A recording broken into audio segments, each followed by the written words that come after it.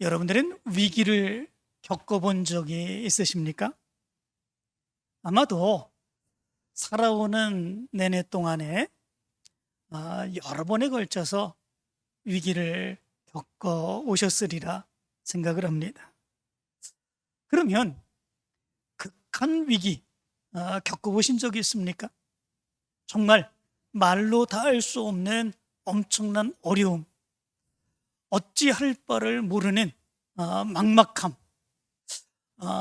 고통, 좌절을 겪을 수밖에 없는 그런 극한 위기. 어떤 사람들은 이러한 때에 정말 방황하고 어찌할 줄 모르다가 자기의 생명까지 끊는 이런 일들도 있습니다. 제가 우선교회에 오고 난 뒤 약 한 2달 정도 지났을 때에 제가 전에 말씀드린 기억도 있는데 그 교회에서 권사님이 밤에 전화를 하셨습니다. 목사님 보고 싶어요.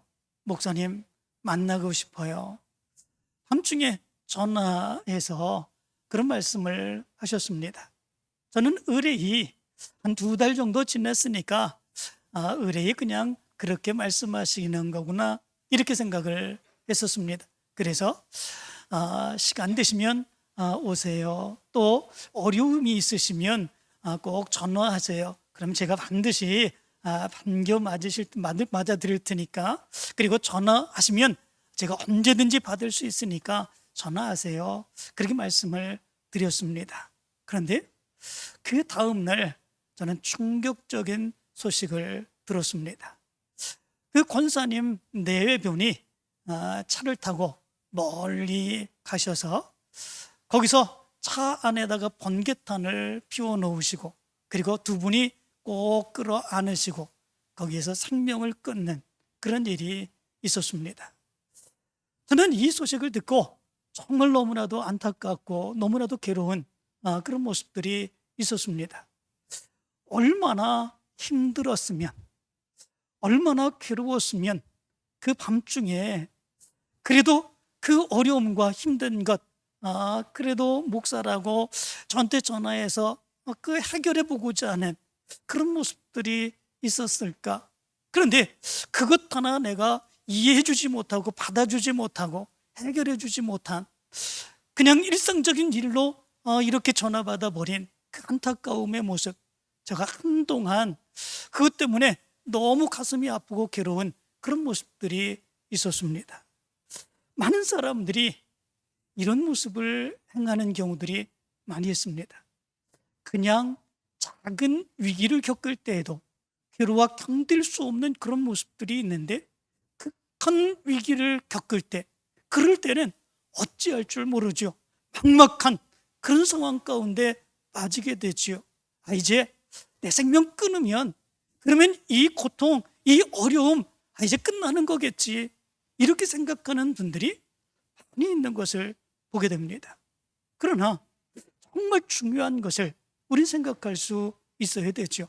그것이 정말 어렵고 정말 힘들고 정말 극한 위기에 처했다고 할지라도 하나님을 믿는다면, 하나님의 능력을 믿고 하나님의 역사를 믿고 하나님께서 인도해 주시고 내 기도를 들으시고 응답해 주실 것을 믿으며 믿음의 삶을 사는 우리 믿음의 사람이라면, 그럴 때 어떻게 해야 될까? 그럴 때에 믿음으로 이겨야 되는 거 아니겠습니까? 그때를 위하여 하나님이 우리에게 믿음을 주시고 그 믿음과 말씀으로 승리하게 하시는 하나님의 역사가 있는 거 아니겠습니까? 그런데 많은 사람들이 정말 극한 위기에 처하는 그런 모습들이 있으면 그렇게 믿음으로 이기지 못하는 그런 모습들이 너무나도 많이 있습니다. 그런데 오늘 성경 말씀 가운데 보면 이런 극한 위기 가운데서도 그럼에도 불구하고 믿음으로, 기도로 그 극한 위기를 이겨간 그런 사람이 있습니다. 그 사람이 누구냐면 다윗이라고 하는 사람입니다. 이 다윗에 대해서는 우리가 너무나도 잘 아는 그런 모습들이 있죠. 우리가 너무나도 잘 아는 그런 이야기는 어떤 이야기입니까? 16, 17쯤 되었을 때에 블레셋의 장군 거인 골리앗, 그 골리앗을 물매와 돌멩이로 이 골리앗을 죽인 이야기, 정말 엄청나지 않습니까? 다른 모든 사람들이 다 두려워 떱니다. 그런데 이 작은 소년 하나가 이제 그것도 칼과 창이 아니라 돌멩이로 이 블레셋의 거인을 죽인 이런 일, 정말 대단한 일이죠. 그때에 이 소년 다윗이 이런 고백을 하지 않습니까?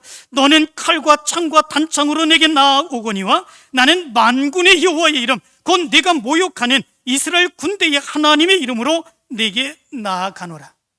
이렇게 선언을 하지 않습니까?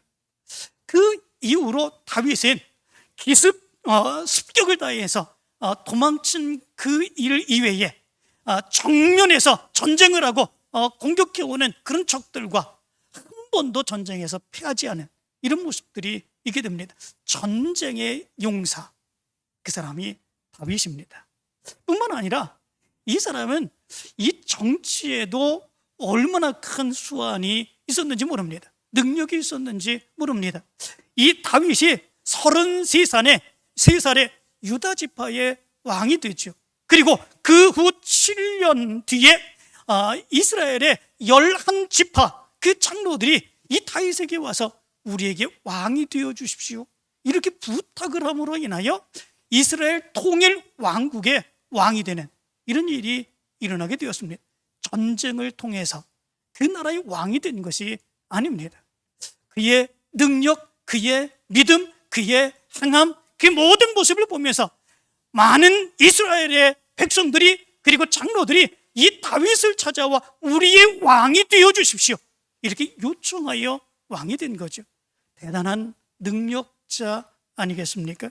뿐만 아니라 이 다윗은 엄청난 부자였다고 그럽니다. 이 지구상에 지금까지도 다윗만큼 많은 금을 가진 그런 사람은 없다, 이렇게까지 이야기할 정도입니다.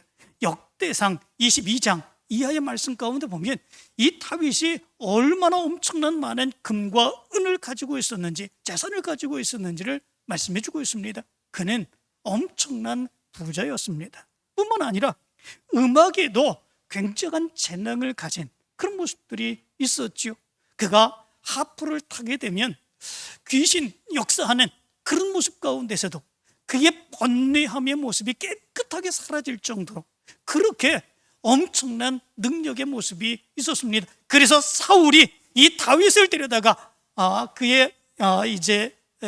그가 혼란하고 괴로운 그런 모습들이 있을 때 이 다윗이 하프를 타서 그 괴로움을 없애는 그런 모습들이 있었던 것을 보게 됩니다. 그는 문학적인 능력에서도 굉장히 뛰어난 그런 모습들이 있었습니다. 어떤 사람은 이렇게 얘기를 했습니다. 다윗의 시 같은 시편 하나를 쓰고 죽는 것이 소원이다, 이렇게 얘기한 사람도 있었습니다. 그 정도로 문학적인 능력이 뛰어나죠. 그런 시를 다윗은 100개 이상이나 지었습니다. 뿐만 아니라 다윗의 모습을 보면 그 자녀들도 정말 훌륭한 자녀들도 두었습니다. 압살롬이라고 하는 그런 자녀 있죠. 그 자녀는 정말 그 당대에 가장 아름답고 잘생긴 그런 아들이었습니다. 그래서 지금도 미국의 표현을 빌면 이 압살롬 같이 생겼다라고 그러면 그 최고로 잘생긴 그런 사람을 일컫는 그런 말이라고 그럽니다. 뿐만 아니라 최고의 지혜를 가진 그런 솔로몬과 같은 아들도 있었지 않았습니까? 뿐만 아니라 그의 친구와의 우정, 그것은 우리가 너무나도 잘 아는 그런 모습들이 있지요. 요나단과의 그 우정, 정말로 친구와의 가장 아름다운 그런 모습으로서 친구와 관계를, 교제를 맺는 이 모습은 정말 아름다운 모습입니다. 이런 모습을 가만히 보면 다윗은 부족한 것이 없는 그런 사람이 아닐까, 이런 생각을 해봅니다.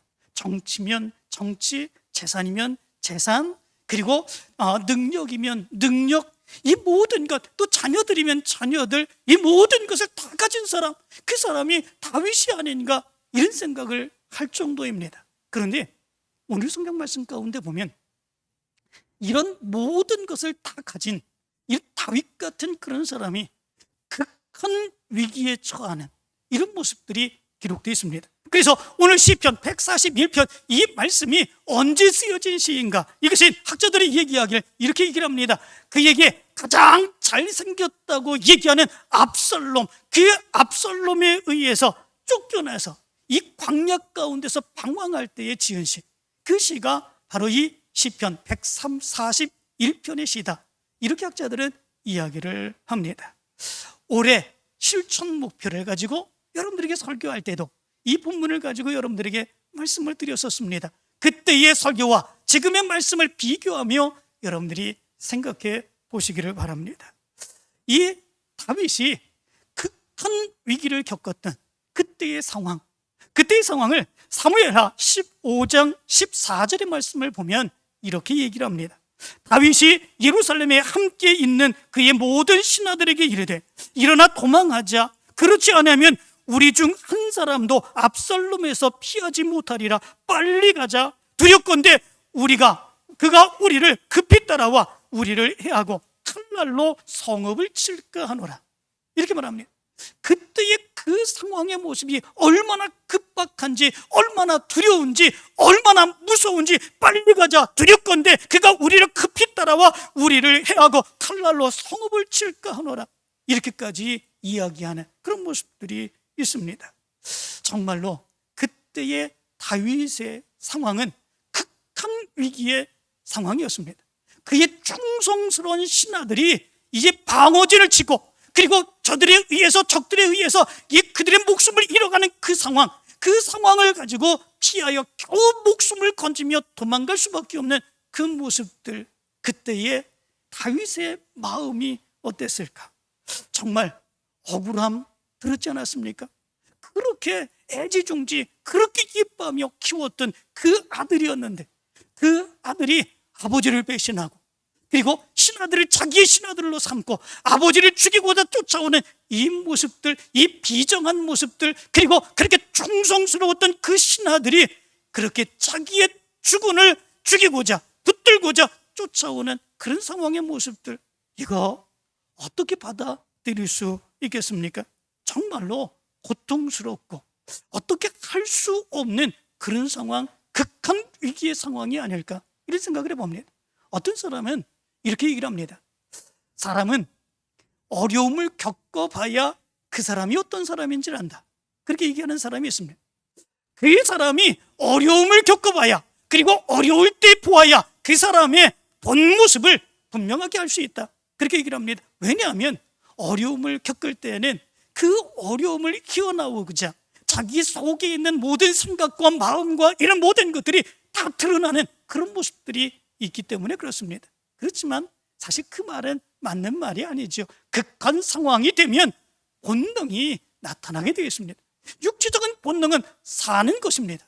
그 문제를 어떻게든지 해결해 보려고 하는 것입니다. 그래서 육체적인 본능의 모습을 가지고 어려울 때에 사람을 보면 그 사람을 알 수 있다, 이렇게 얘기한다면 그것은 조금 잘못된 모습이 아닌가, 이런 생각을 해봅니다. 그런데 그런 극한 위기에 처했을 때 이 다윗은 어떻게 했을까라고 하는 거죠.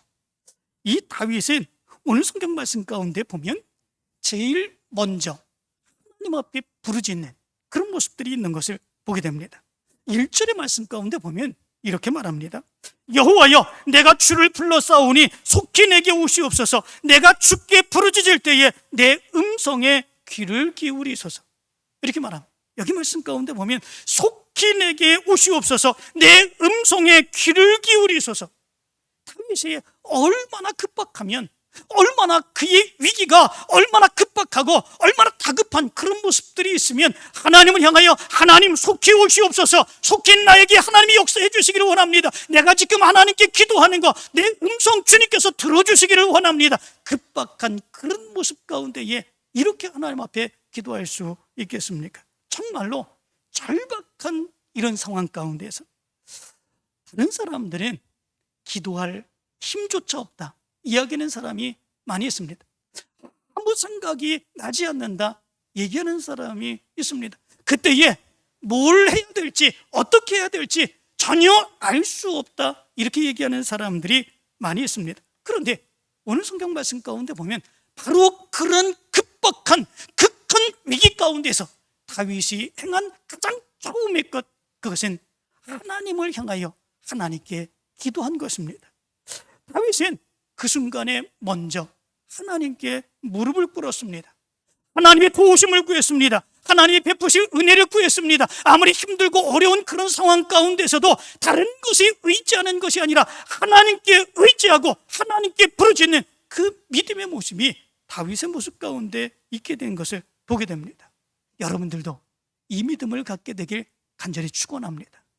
하나님은 역사하시는 하나님이십니다.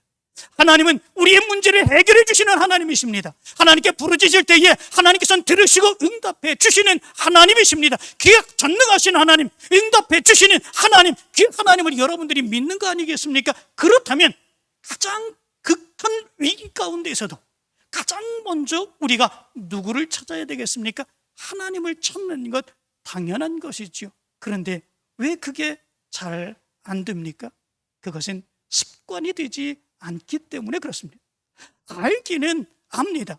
내가 믿는 하나님, 내가 믿는 하나님의 능력이 하나님이시고 하나님께 기도하면 하나님께서 역사해 주신다라고 하는 사실을 분명하게 알고 있습니다. 그런데 기도가 습관이 되어 있지 않습니다. 하나님께 나가는 것이 습관이 되어 있지 않습니다. 그렇기에 어려운 가운데 처하게 되면 그것을 잊어버리게 됩니다. 어떻게 할지 모르는 방황하는 그런 모습들이 우리 모습 가운데 있게 됩니다. 그렇기에 우리의 모습 가운데서는 기도가 습관이 되고 예배가 습관이 되는 이 모습이 우리의 모습 가운데 있어야 됩니다. 습관이 될 때에 어려운 가운데서도 극한 위기 가운데서도 우리는 하나님을 찾을 수 있습니다. 하나님께 매달릴 수 있습니다. 하나님만 의지할 수 있습니다. 그럴 때에 하나님께서 응답해 주시고 역사해 주시는 하나님의 역사가 있게 되는 것입니다.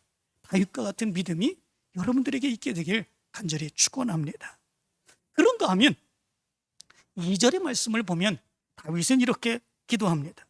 나의 기도가 주의 앞에 분향함같이 되며 나의 손드는 것이 저녁 제사같이 되게 하소서. 이렇게 말합니다. 여기 말씀 가운데 보면 나의 기도가 주의 앞에 분향함같이 되며 이렇게 말합니다. 이 기도의 모습은 제사장들이 지성소 앞에 있는 분향단에 분향을 하게 됩니다. 그렇게 될 때에 그 분향을 하게 되면 그 향기가 그곳 불꽃이 하늘을 향해 그렇게 높이 올라가게 되는 이런 모습들이 있게 되죠. 다윗은 자기의 기도가 마치 그것처럼 되기를 간절히 원합니다. 하나님께 집중하며 그 위기 가운데서 극한 위기 가운데서 하나님 앞에 기도하면서 하나님, 내 마음이 하나님께 더 가까이 나가기를 원합니다. 하나님께 더 솟구치는 것처럼 하나님 앞에 올라가기를 원합니다. 지금 다윗은 자기 기도를 놓고 하나님 앞에 간절히 기도하고 있습니다. 그리고 이렇게 말합니다. 나의 손드는 것이 저녁 제사같이 되게 하소서. 이렇게 기도를 합니다. 저녁 제사같이 되게 하소서. 왜 그렇게 기도했을까라고 하는 것이죠. 저녁 제사는 어떻습니까? 낮에 번제를 드립니다. 낮에 번제를 드리면 그 짐승을 태우는 그 모습이 불꽃이 그렇게 환하게 잘 보이지는 않습니다. 물론 불이니까 잘 보이기는 하죠. 그러나 밤에 제사를 드리며 그 번제를 드린다고 생각해 보시기 바랍니다. 그렇다면 그때 타오르는 불꽃은 어떻습니까? 정말 칠흑같이 어두운 그런 상황 가운데서 번제를 드리기 위해서 그 번제를 태우는 그런 모습들이 있으면 아주 가장 분명하게 그 주변도 환히 밝게 보이게 전추가 보이는 그런 모습들이 있게 됩니다. 다윗이 왜 이렇게 기도했는지 아시겠지요? 내 마음이 주님께로 더 가까이 나아가기를 원합니다. 바로 분향단에서 분향하는 그 불꽃처럼 하나님께 나아가기를 원합니다. 하나님이 내 마음을 아시기를 원합니다. 하나님이 내 마음을 헤아려 주시기를 원합니다. 내 아픔이 어떤지, 내 괴로움이 어떤지, 내 마음이 어떤지 하나님 분명하게 저녁 제사 때에 그 번제를 드릴 때에 그 불꽃처럼 하나님이 분명하게 내 마음을 알아주시기를 원합니다. 이런 기도를 행하고 있는 것을 보게 됩니다.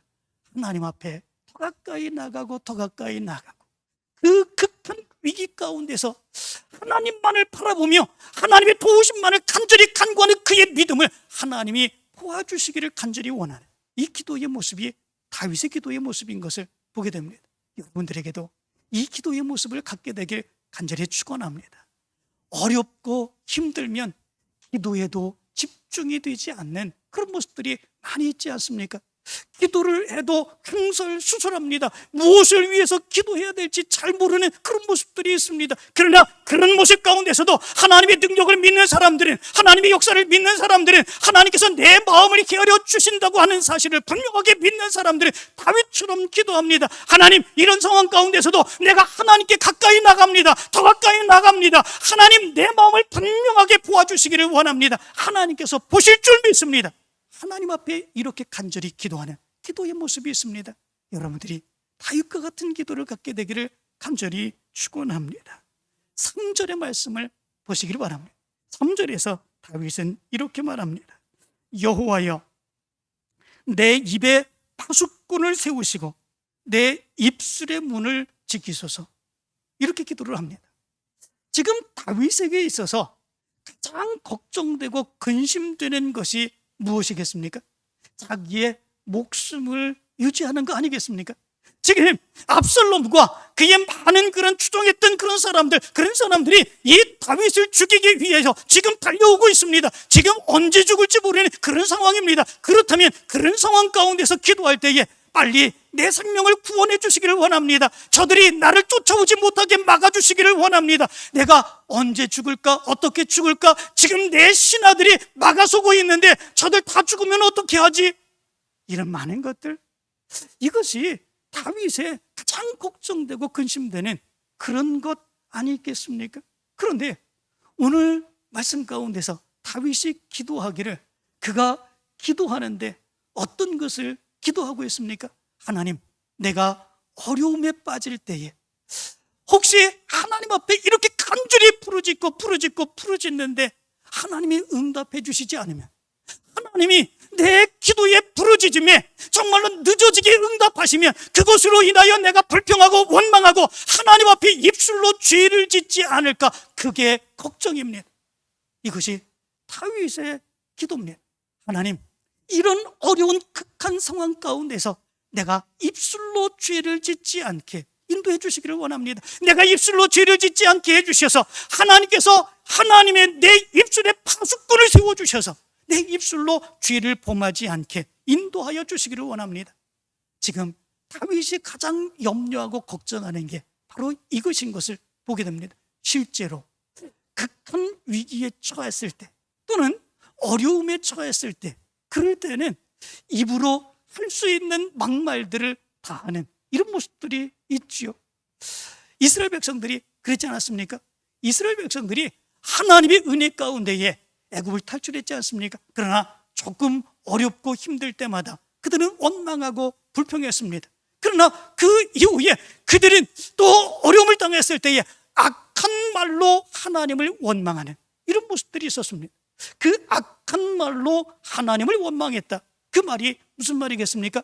하나님이 정말 살아계신 하나님이신가? 하나님이 정말 역사하시는 하나님이신가? 이러할 때도 하나님이 역사해 주시기는 할 것인가? 라고 하는 것이죠. 하나님의 존재에 대한 의심, 하나님께서 정말 역사해 주실 것인가에 대한 하나님의 능력에 대한 의심, 그것이 하나님이 보실 때는 정말로 악한 말 아니겠습니까?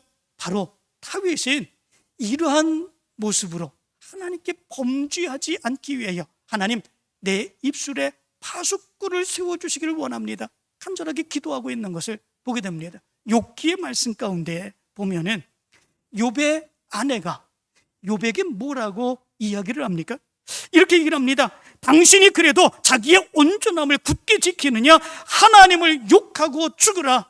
이렇게 얘기를 하지 않습니까?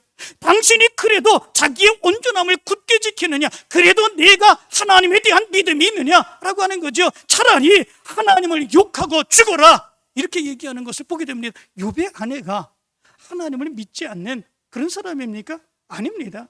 하나님의 은혜 가운데 하나님의 축복을 누리며 살아갔던 그런 여인이었습니다. 그런데 극한 위기에 처하게 되니까 그가 그 입술로 그렇게 하나님을 원망하는 그런 죄를 짓는 것을 보게 됩니다. 이렇게 갈급하고 극한 위기 가운데 처할 때는 우리의 입술을 지키지 못하고 그렇게 하나님을 향하여 원망하고 불평하고 말로 죄를 짓는 그 모습이 우리의 모습 가운데 너무 크게 나타날 때가 많이 있습니다. 다윗이 그것을 기억하면서 시편 39편 1절에서 이렇게 이야기를 합니다. 내가 말하기를 나의 행위를 조심하여 내 혀로 범죄하지 아니하리니 악인이 내 앞에 있을 때에 내가 내 입에 재갈을 먹이리라 하였도다. 이렇게 말합니다. 이렇게 어려움을 당할 때에 그가 스스로 내 입에 재갈을 먹이리라. 그래서 내가 입술로 죄를 범하지 아니하겠다. 이렇게 고백하고 있는 것을 보게 됩니다. 그런데 실제로 다윗의 삶을 보면 실제로 그의 입에 재갈을 물리며 하나님께서 그 입술에 파수꾼을 주셔서 지켜주심으로 인하여 입술로 범죄하지 않는 이런 모습들이 있던 것을 보게 됩니다. 사울이 다윗을 죽이려고 얼마나 많은 애를 썼습니까? 정말 무수하게 끊임없이 쫓아가면서 다윗을 죽이려고 그렇게 많은 노력을 행했지요. 그리고 다윗이 사울을 죽일 수 있었던 그런 기회도 있었습니다. 그의 부하들이 바로 이때가 하나님이 우리에게 주신 기회입니다. 이때에 이 사울을 죽입시다. 이렇게까지 얘기했던 그런 모습들이 있었습니다. 그러나 그런 상황 가운데서도 다윗은 사울에 대해서 한 번도 나쁜 말을 행하지 않았습니다. 한 번도 부정적인 말을 행하지 않았습니다. 그 아들 압살롬에 의해서 쫓겨가는 상황 가운데서 시므이라고 하는 사람이 있습니다. 시므이가 다윗을 보면서 그의 옷에 먼지를 떨어내면서 그렇게 이 다윗을 모욕하는 이런 말을 행하죠. 그때에 아비새라고 하는 신하가 있는데 그 신하가 너무 분노하여서 이렇게 얘기를 하죠. 이 죽은 개가 어찌 내 주 왕을 저주하리까? 청하건대 내가 건너가서 그의 머리를 빼게 하소서. 이렇게 말합니다. 얼마나 분노했으면 그 신하가 그렇게까지 이야기했겠습니까? 그런데 그때에 다윗이 행한 말이 있습니다. 뭐라고 이야기했겠습니까? 다윗은 이렇게 말합니다. 그가 저주하는 것은 여호와께서 그에게 다윗을 저주하라 하심이니 네가 어찌 그리하였느냐 할 자가 누구겠느냐? 여호와께서 그에게 명령하신 것이니 그가 저주하게 버려두라. 이렇게 말합니다. 하나님이 그를 통해서 나를 저주하게 한 것인데 내가 왜 입술로 저를 저주하고 저를 가갖고 죽이고 이렇게 할 수 있겠느냐라고 하는 거죠. 하나님이 하시는 거다. 이렇게 얘기하며 오히려 입술로 그를 저주하지 않는 이런 모습들이 있었던 것을 보게 됩니다. 정말 다윗은 지금 극한 위기 가운데 처해 있습니다. 언제 죽을지 모릅니다. 자기를 따르는 신하들도 언제 죽을지 모릅니다. 모든 것을 다 빼앗길 수밖에 없는 그런 상황이죠. 그런데도 그가 정말로 가장 걱정하고 근심하는 것, 이렇게 어려움 가운데 처했을 때에 하여 내 입술로 하나님을 원망하지 않을까? 내 입술로 하나님을 부인하지 않을까? 내 입술로 하나님의 역사를 부인하고 하나님이 안 계신다고 하시지 않을까? 이것을 놓고 간절하게 부르짖으며 그렇지 않기를 간구한 것을 보게 됩니다. 사랑하는 성도들은 여러분들 가운데도 극한 위기, 어려움 가운데 처할 때에 다윗의 기도를 기억하시기를 바랍니다. 사랑하는 하나님, 저희들이 너무 어렵습니다. 너무 힘듭니다. 너무 괴롭습니다. 하나님, 저희들 구해주시기를 원합니다. 간절히 기도하되 여러분들이 입술로 아예 하나님 믿어봐야 소용없지, 하나님께 부르짖어봐야 소용이 없지, 내가 기도해봤는데 아무런 능력도 나타나지 않아, 이렇게 하나님을 입술로 범죄하여서 이렇게 죄악된 일을 행하지 않기를 원합니다. 하나님은 능력의 하나님이십니다. 우리가 부르짖을 때, 하나님께 의지할 때, 하나님께 맡길 때, 하나님께 가까이 나갈 때 하나님께서는 역사해 주십니다. 그 믿음 가지고 뜨겁게 하나님께 기도하며 입술로 죄를 범하는 것이 아니라 입술로 하나님의 영광을 찬양하는 여러분들 되시기를 간절히 축원합니다. 또한 4절에서 이렇게 말합니다. 내 마음이 악한 일에 기울여 죄악을 행하는 자들과 함께 악을 행하지 말게 하시며 그들의 진수성찬을 먹지 말게 하소서. 이렇게 말합니다. 이 이야기가 무슨 이야기입니까? 극한 위기에 처하면 빨리 그 위기를 끝내기를 간절히 원하죠. 그래서 그 사람이 어떤 사람인가, 그 사람이 무엇을 하는 사람인가, 그 사람들과 같이 하게 된다면 어떤 일이 나타나게 될 것인가, 그거 생각하지 아니하고 빨리 무조건 끝내기를 원하는 그런 모습들이 있게 되죠. 그래서 범하는 것이 무엇입니까? 악한 자들과 죄악된 자들과 손을 잡게 되는 그런 모습들이 있죠. 그러면 위기는 빨리 끝나는 것 같습니다. 그러면 문제는 빨리 해결되는 것 같습니다. 그렇지만 문제는, 더 큰 문제는 그 뒤 아니겠습니까? 그 뒤에 그들의 요구와 그렇게 그 죄악된 일의 행동의 모든 결과들 어떻게 나타나겠습니까? 엄청난 결과를 가져오게 되는 것이지요. 다윗은 지금 그것을 이야기하고 있습니다. 극한 위기 가운데서 그래, 이 위기 빨리 끝내자. 그래야 나를 따르는 그런 신하들도 이렇게 엄청나게 힘들고 어려운 그런 도망의 피신의 상황들도 빨리 끝내지, 쟤들과 같이 타협을 해버리지, 이렇게 생각할 수도 있습니다. 그러면 나 하나 죽으면 내 신하들도 살 수 있는 거 아닐까, 또 이렇게 생각할 수 있게 되죠. 그러면 타협하게 됩니다. 그러나 그것으로 끝이겠습니까? 그렇지 아니하죠. 그렇게 될 경우는 하나님이 다윗을 통해서 이루시고자 하시는 하나님의 놀라운 그런 역사는 이루어질 수 없게 되고 불의와 대적들이 판치게 되는 이런 모습들이 나타나게 되는 거죠. 그것은 하나님이 원하시는 모습이 아니죠. 다윗은 그것을 놓고 간절하게 간구하고 있는 것을 보게 됩니다. 내가 아무리 어려워도 악한 자들과 타협하지 않도록 인도해 주시기를 원합니다. 뿐만 아니라 저들의 진수성찬을 먹지 말게 하소서, 이렇게 말합니다. 저들이 정말 잘 되면 그 대적들이 높아지게 되고 그리고 기뻐하게 되고 더 좋아지게 되고 그러면 부럽지 않습니까? 나는 이렇게 도망하여 힘들고 어려운데, 그런데 그거 부러워하지 않기를 원합니다 라고 하는 거 아니겠습니까? 그런데 많은 사람들이 이게 잘 안 됩니다. 겉으로는 죄악된 사람들 욕을 합니다. 이제 도둑질하는 사람들 욕합니다. 사기치는 사람들 분노하며 욕합니다. 어떻게 저런 일을 행할 수 있을까? 많은 사람들이 죄를 짓고 잘못된 일을 행하는 것에 대해서 분노하며 욕하는 그런 모습들이 있지만 그들이 막상 이루어 놓은 것 그리고 살아가는 그런 모습들을 보면서 얼마나 두려워하는 이런 모습들이 있습니까? 나도 저렇게 살았으면 좋겠다. 나도 저렇게 큰 집에서 살았으면 좋겠다. 나도 저렇게 편안하게 살았으면 좋겠다. 저들이 죄 짓고 저렇게 나쁜 짓 행하며 벌어놓은 그런 것들인데 결국 그 발은 그렇게 불어놓은 그런 것들을 부러워하며 살아갈 때가 얼마나 많이 있는지 모릅니다. 다윗은 그렇게 되지 않기를 간절히 간구하는 것을 보게 됩니다. 여러분들에게 이 믿음의 모습이 있게 되길 간절히 축원합니다. 죄악된 것으로 이뤄놓은 그것을 부러워하지 아니하고 믿음으로 살아서 하나님의 역사를 이루는 그것, 끊임없이 아무리 큰 위기가 있다고 할지라도 그럼에도 불구하고 믿음으로 이겨서 하나님의 역사를 이루어가는 것, 그것을 가장 큰 자랑으로 여길 수 있는 여러분들의 믿음이 되기를 간절히 축원합니다. 그리고 마지막 모습에 대해서 이렇게 말씀해 주고 있습니다. 5절의 말씀 가운데 보면 의인이 나를 칠지라도 은혜로 여기며 책망할지라도 머리에 기름같이 여겨서 내 머리가 이를 거절하지 아니할지라 그들의 재난 중에도 내가 항상 기도하리이다, 이렇게 말합니다. 이 이야기가 무슨 이야기겠습니까?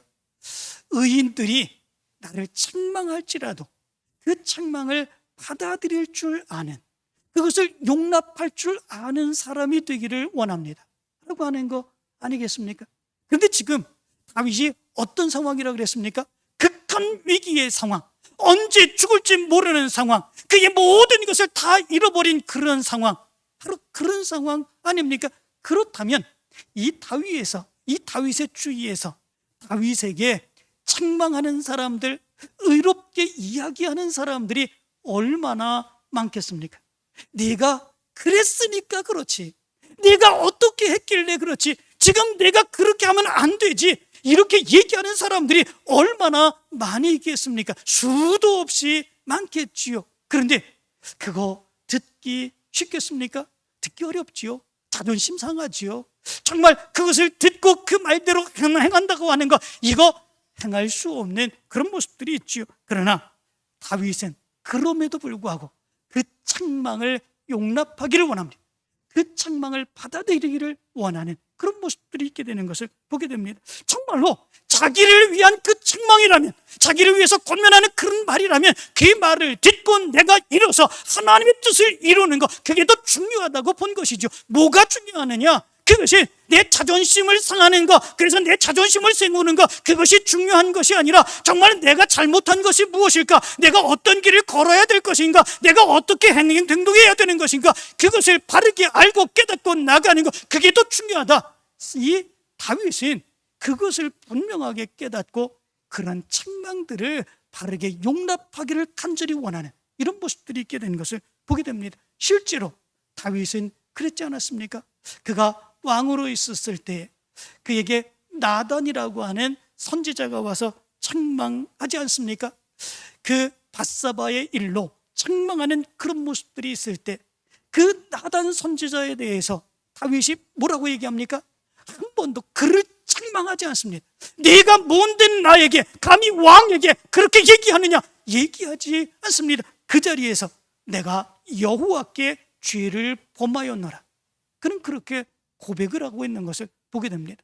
책망을 받아줄 줄 아는 그런 사람이 되게 해주시기를 원합니다. 아마도 하나님이 다윗의 이런 모습들을 보아주신 것이 아닌가, 이런 생각을 해봅니다. 그래서 사도행전 13장 21절은 22절은 이렇게 말합니다. 내가 이새의 아들 다윗을 만나니 내 마음에 맞는 사람이라 내 뜻을 다 이루리라, 이렇게 말씀해 주고 있는 것을 보게 됩니다.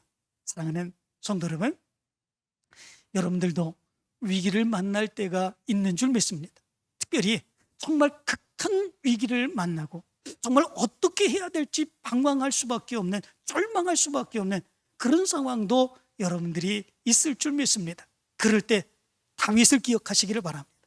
다윗처럼 하나님 앞에 먼저 무릎을 꿇으며 하나님 앞에 기도하시기를 바랍니다. 그리고 그 기도가 하나님 앞에 간절하게 응답되기를 원하며 하나님이 여러분들의 마음을 아시고 헤아리기를 간절히 원하시기를 바랍니다. 그리고 그러한 때에 여러분들이 입술로 하나님을 부인하여 죄짓지 않도록 하나님 내 입술을 지켜주시기를 원합니다. 기도할 수 있기를 간절히 원합니다. 아무리 극한 위기에 처한다고 할지라도 악한 자들과 타협하지 말고 저들의 진수성찬을, 저들이 잘 되는 그 모습을 부러워하지 않고 믿음으로 승리하기를 간절히 원하며 기도할 수 있는 여러분들이 되시기를 바랍니다.